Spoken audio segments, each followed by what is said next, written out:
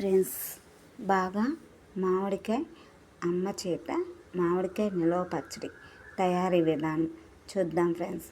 మామిడికాయలు బాగా 3 సార్లు కడుక్కొని తొడాల దగ్గర బాగా నీట్గా తీసేసుకోవాలి. ఆ తొడాల దగ్గర కట్ చేసుకోవాలి.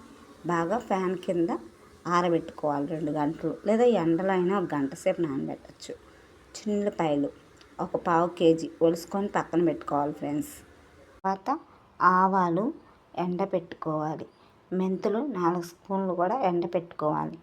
సాల్ట్ కూడా ఎండనివ్వాలి ఎండకి బాగా. తర్వాత ముక్కలు కట్ చేసుకోవాలి. మాకైతే మా అమ్మాయి కట్ చేసింది. కట్ చేసి లోపల ఉన్న పొరనంతా తీసేసి జీడంతా తీసేసి ముక్కలు బాగా క్లీన్ చేసుకోవాలి. కర్నూలు శనగ నూనె తీసుకొని దాంట్లో కొంచెం పసుపు వేసుకొని ముక్కలకి పట్టించాలి. బాగా ముక్కలన్నిటికీ పసుపు నూనె పట్టించి ఒక 10 నిమిషాలు ఉంచాలి. ముందుగా మనం ఎండపెట్టుకున్న ఆవాలు బాగా మిక్సీ పట్టేసుకొని జల్లెడ పట్టేసుకోవాలి. సాల్ట్ కూడా మిక్సీ పట్టేసి పక్కన పెట్టేసుకోవాలి.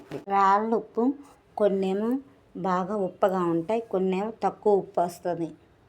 2 కేజీలకి రాళ్ళ ఉప్పు బాగా కొంచెం ఉప్పు ఎక్కువైతేనేమో గిద్దన్నర వేసుకోవాలి 2 కేజీలకి. లేదా కొంచెం మామూలు నార్మల్ అయితే రెండు గిద్దలు పడుతుంది ఉప్పు, 2 గిద్దల కారం, 2 గిద్దల ఆవపిండి, 4 స్పూన్లు మెంతులు, 2 గిద్దలు కారం. తర్వాత ఉప్పు కూడా వేసేసుకొని ఒలిసి ఉంచుకున్న చిన్నులపాయలు కూడా వేసుకోవాలి.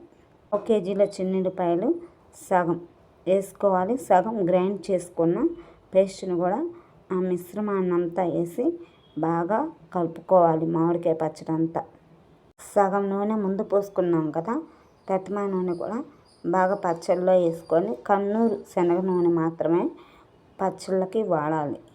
శనగ నూనెతో అయితేనే పచ్చళ్ళు బాగుంటాయి, నిలవ పచ్చళ్ళు. ఇక చూసుకోండి ఎంత టేస్ట్గా మామిడికాయ పచ్చడి తయారైపోతుందో. నోరూరించే మామిడికాయ పచ్చడి నిలవ పచ్చడి రెడీ. 3 డేస్లో మనకి మామిడికాయ ముక్కకి అన్నీ ఆవపిండి, ఉప్పు, పసుపు, కారం అన్నీ పట్టేసి పులుపు పట్టేది. అప్పుడు మనకి మామిడికాయ పచ్చడి రెడీ అయ్యింది. 3 డేస్ తర్వాత ఒక డబ్బాలోకి తీసుకున్నాం. చూడండి ఎలాగా ముక్కంతా మగ్గిపోయి చాలా చూడండి. ఇంకొక గిద్ద నూనె పట్టిద్ది పోయటానికి మీకు చూపిద్దామని చెప్పేసి తీసాను.